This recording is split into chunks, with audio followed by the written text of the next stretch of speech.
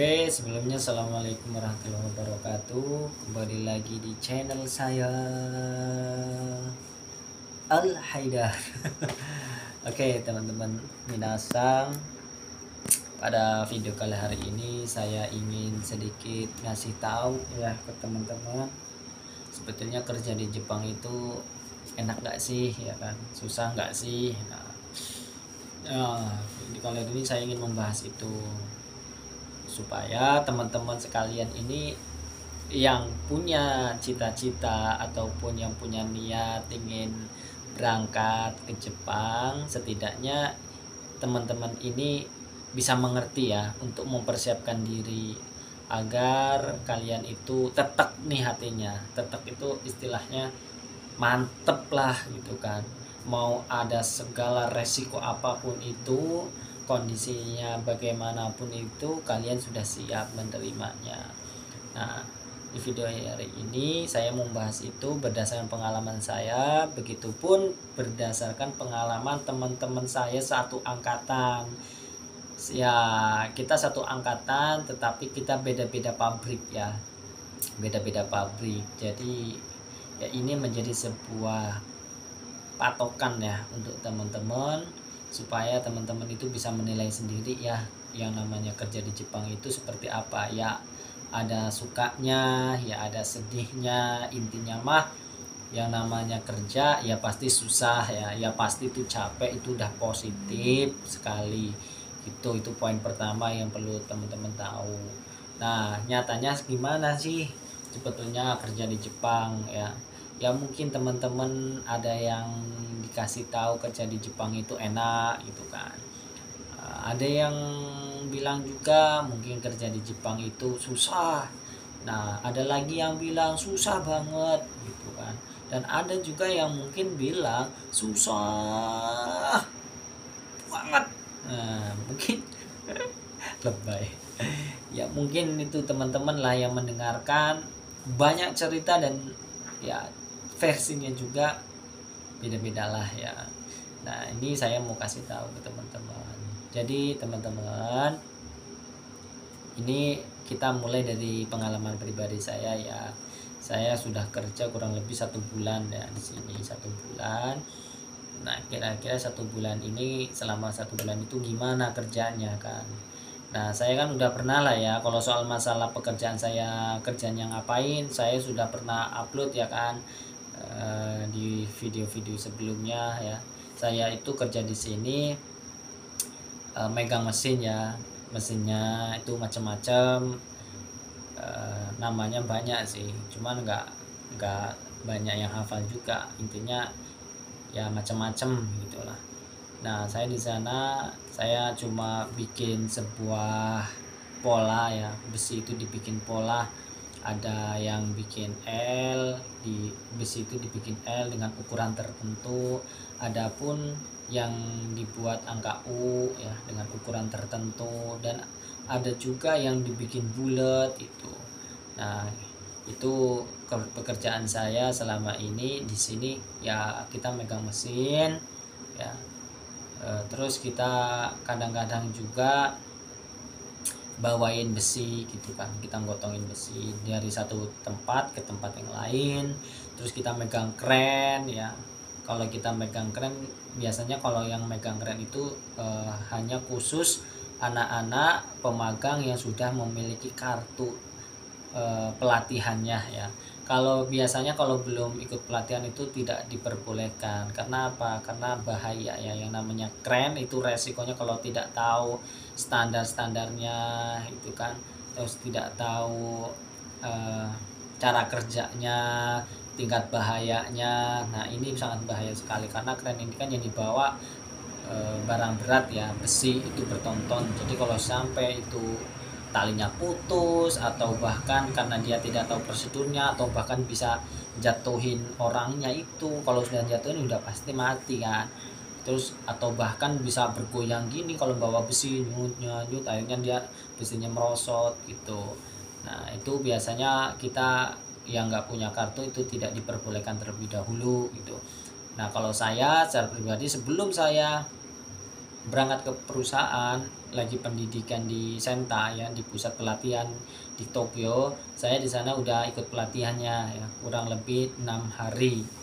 Nah itu udah dapat 2 kartu ya, mulai cara kita menali, terus cara kita itu mengangkat menggunakan kren. Nah itu kita sudah diperbolehkan. Makanya di perusahaan saya kalau ada besi-besi yang sekiranya perlu dibawa di salah satu tempat ke tempat yang lain, nah saya sudah diperbolehkan menggunakan kren gitu. Nah apa berat? Ya nggak berat teman-teman, cuman ya itu tadi, kalau kita bawa kren itu resikonya besar. Karena apa?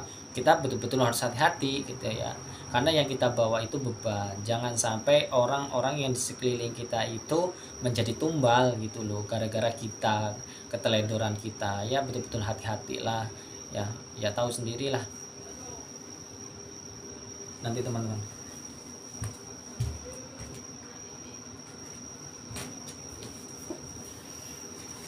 Oke. Nah intinya yaitu tadi, kalau seumpama kita menggunakan kren, kita harus hati-hati lah ya. Ya karena kalau sampai kita salah ya resikonya besar, akhirnya kita yang harus bertanggung jawab kan. Nah, harus hati-hati betul gitu kan. Ya kalau bawa kren nggak ada susah-susah, maksudnya nggak ada berat-beratnya lah ya. Tapi ya itu resikonya, berbahayanya itu luar biasa, entah itu berbahaya bagi diri kita atau bahkan untuk orang lain gitu. Kalau soal masalah tali putus, kalau cuma jatuh jediar itu sih nggak masalah, namanya besi kan nggak mungkin patah. Cuma kan masalahnya kalau sampai putus terus jatuhin orang, nah itu yang jadi permasalahan. Terus kerjaan saya lagi yaitu tadi bikin satu contoh ya, kita bikin L, dari ukuran sini ke sini itu ukuran berapa, dari sini ke sini ukurannya itu berapa. Nah kita bikin di salah satu mesin gitu, jadi bisa 1 harian gitu loh. Kita bekerja 1 harian cuma uh, bikin itu gitu kan. Nah kita kerjanya berdiri teman-teman. Jangan salah ya, kalau semuanya kamu pengen kerja di Jepang, terus kamu itu punya pikiran, aku kepengen kerja yang nggak pengen berdiri, atau bahkan kerjanya itu nggak kuat berdiri. Nah ini salah betul ya teman-teman. Yang namanya kita kerja, kita harus kuat gitu loh, kita harus betul-betul kuat berdiri gitu kan. Ya mungkin awal-awalan iyalah teman-teman, kita mungkin merasa capek gitu kan, kaki ya namanya seharian kita itu berdiri bolak-balik dari satu tempat, mungkin jaraknya 1,5 meter lah ya. Besi kita taruh di mesin, kalau sudah besi kita angkat, kurang lebih ada 5an besi kan, ukuran 13, besi 13 tergantung panjang.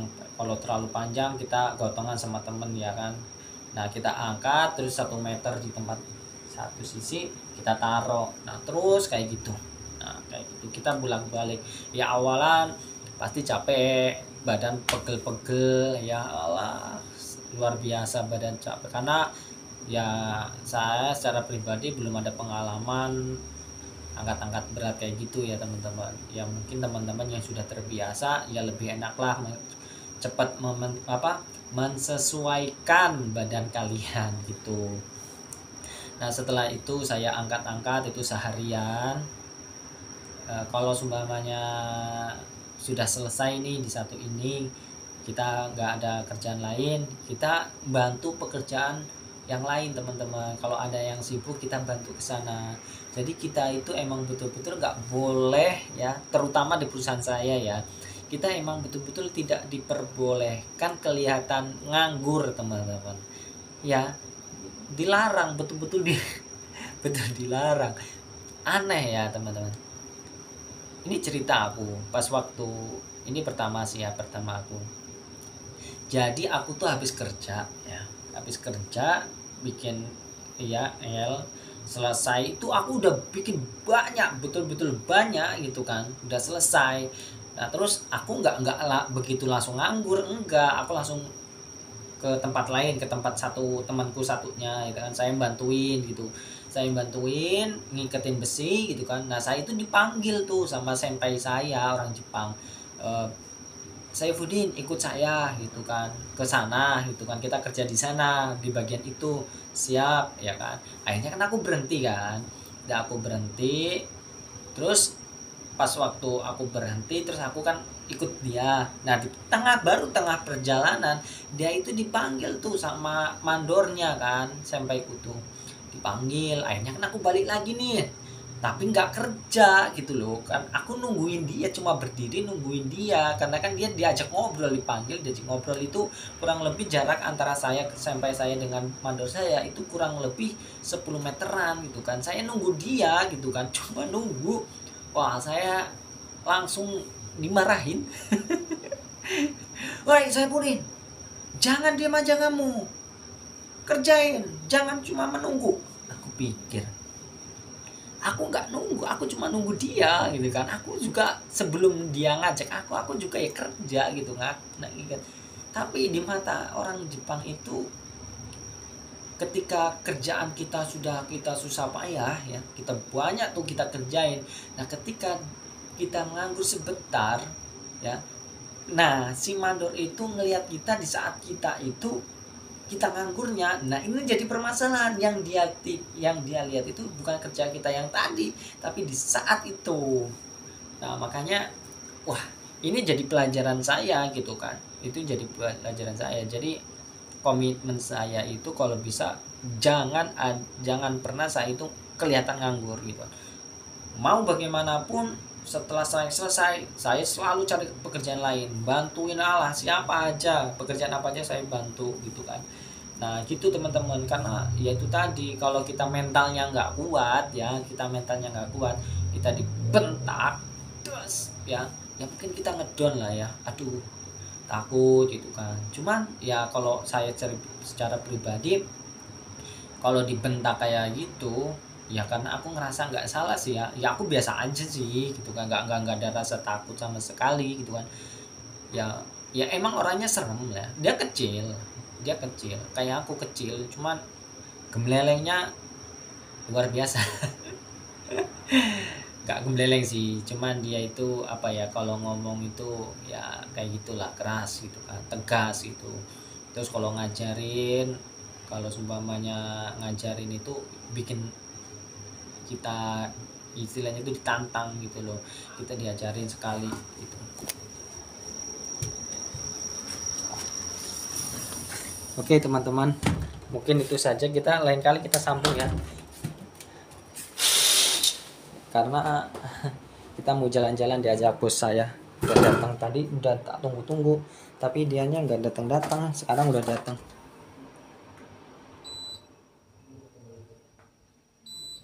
Oke.